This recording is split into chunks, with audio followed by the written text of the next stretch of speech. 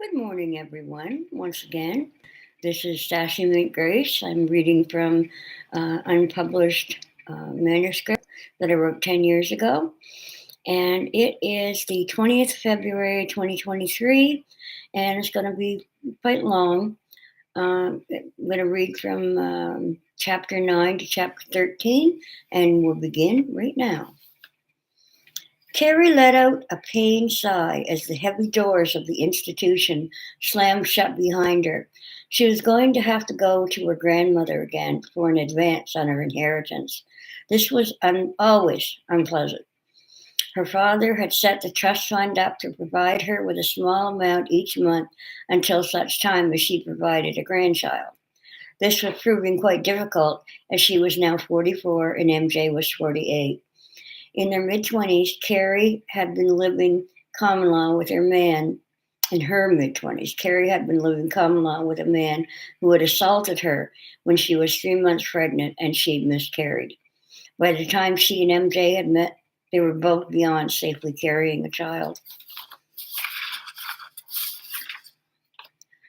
Grandma would dispense the extra funds, but not without a lecture about Carrie's late father's wishes. It was an awkward dance they had done for the 3 years since her father had died of a massive heart attack. She checked the bus schedule again, and then her watch. 50 minutes to wait for the next bus. She sat on the cold bench of the bus shelter and pulled the novel she'd been reading from her backpack and tried not to think of MJ being locked up and drugged to the States, and finally, the insane idea of her wife being charged with terrorism. Chapter 10. Loanna was the epitome of a minister's wife. She was on committee after committee in the church. She visited the sick and took casseroles to the bereaved. Her home was always clean and her family was well cared for. But there was one thing that no one knew about Loanna. She was an addict. No, not an alcoholic or a drug addict. She was addicted to gambling. In fact, she had blown through the children's college funds and the family's life savings and more. Each time she caught a reflection in a mirror, she grimaced. She hated herself, hated that despite everything she had ruined, she still couldn't stop. There was only one way out. She was relieved to finally see a way to get off the gambling merry-go-round the night she accidentally stumbled onto the website of DA. She immediately signed up. She chose the chat name of Queen of Spades for the irony that card represented death to fortune tellers. The Dyer's Anonymous webpage was loaded with companionship for the like-minded, advice for fast, free, pain-free suicide, and a list of questions to ask yourself to determine if suicide is really for you. She had chosen to die on her birthday. It was 14 days away. She'd purchased everything she had needed and had asked her son's girlfriend to store the small box in her apartment with the lie that it was a Christmas gift for her son, who constantly snooped and discovered his gifts. The young woman smiled and took the box, happy to help and to have a secret in with her future mother-in-law. Chapter 11. Jacob shut the TV off with the oversized remote. The video called Live to Tell About It had recounted the story of that group who climbed K2. One guy fell and broke his leg. Then he plummeted into a crevasse. Somehow or other, he was able to crawl out and find his group before they went home. Jacob sighed deeply and wondered what thought or force had made the man keep moving across the ice in the shadow of the despair that he would never survive. What could possibly have motivated him to keep inching forward through hunger, thirst, and still some pain in spite of the cold? Why didn't the fellow just roll over and surrender to the ease of sleep? Jacob hated himself for his own gutlessness because he was planning on giving up. The night he hit the moose was the end of his life. If only he had died on the side of the highway. He wished he'd never lived to tell about it. He was now crippled. He'd been left with the use of one hand and only in a limited way.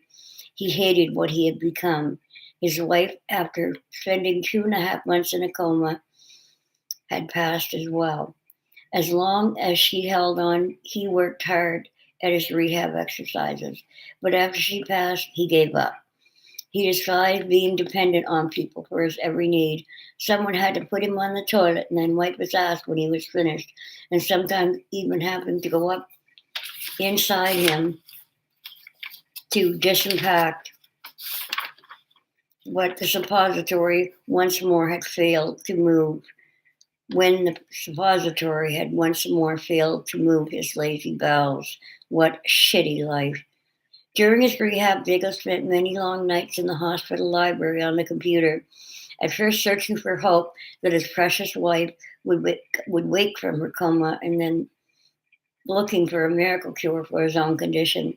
He prayed there was a surgery, an exercise program, a drug that could bring him back his freedom, but discovered none, at least none that wasn't costly and or experimental. But he did discover an answer to his problem, Dyer's Anonymous. He chose the code name Wheels and made his plan. He made friends with a fellow patient who was a diabetic and waited and watched for the right place and time. He became inseparable from Charlie. It never once occurred to the nurses who were constantly fetching more insulin for old Charlie that his Alzheimer's wasn't the reason it kept being lost. Jacob fervently hoped that if he didn't die from the insulin, at least he'd go into a coma, and there was a DNR order placed the week after he'd made the decision to check out. His due date was coming up in 4 weeks, and he was counting the hours. Chapter 12.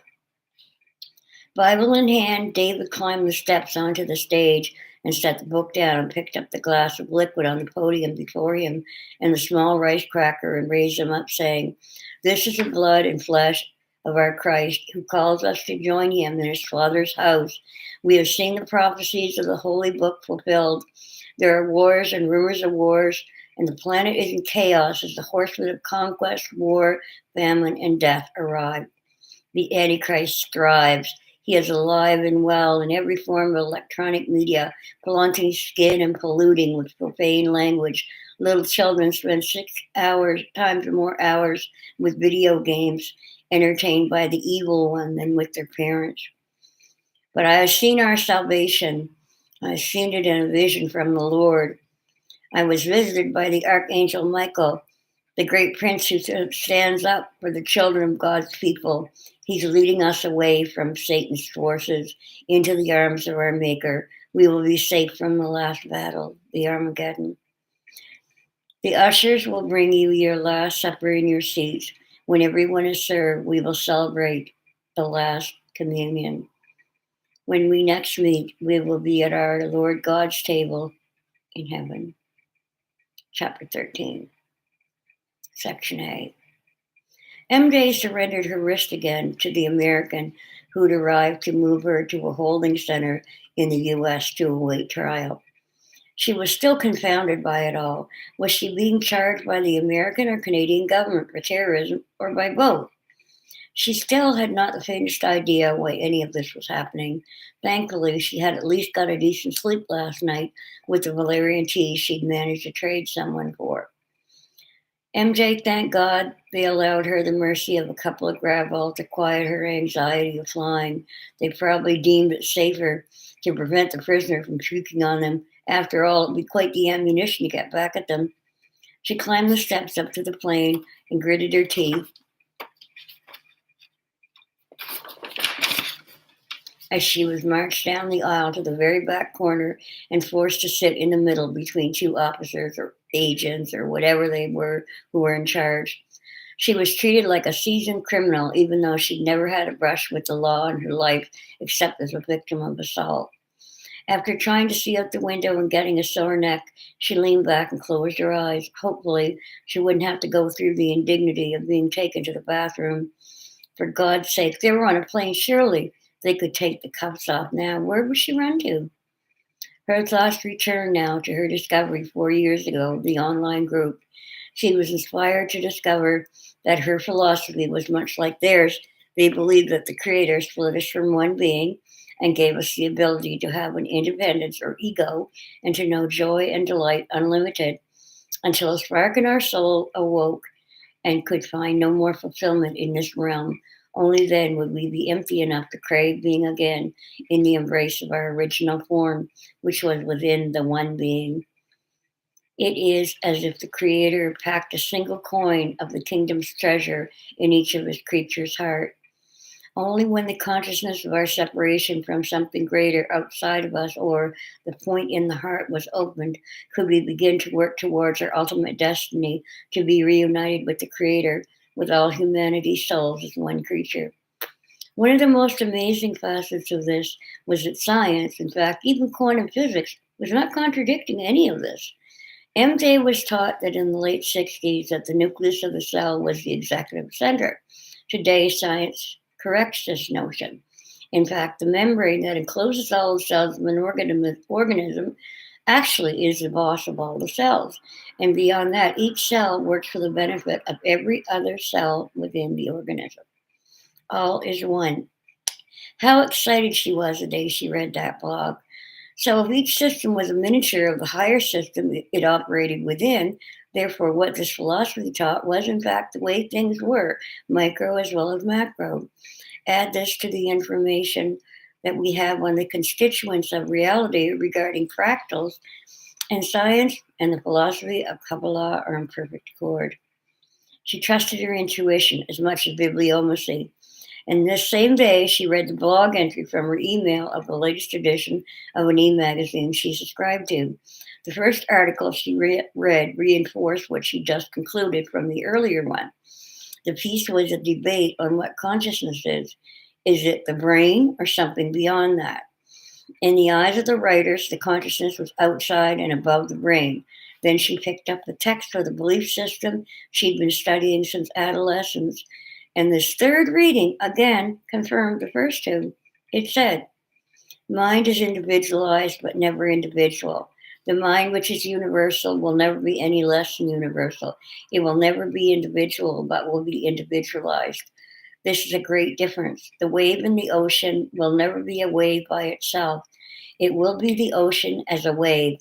The individualization of the universal comes to a point in the personal, just as the human body is one with the entire universe. And that's from page, if you remember, that's page 312 to 313 in Ernest Holmes' book, Science of Mind. This knowledge gave her much comfort because each small dose of mainstream news she was subject to was a shock and pain to her. The reports of corporations setting up armed encampments around freshwater sources in third world countries made her want to cry. The idea of those mud floor hut dwellers being shot for trying to access community water sources protected by 12-foot electrified fences was just so obscene. She steadfastly avoided the TV news, in fact, to the extent that she got the cable disconnected. And although she submitted her letters to the editors of a local paper, the only time she ever looked at a newspaper was if her letter was printed in it.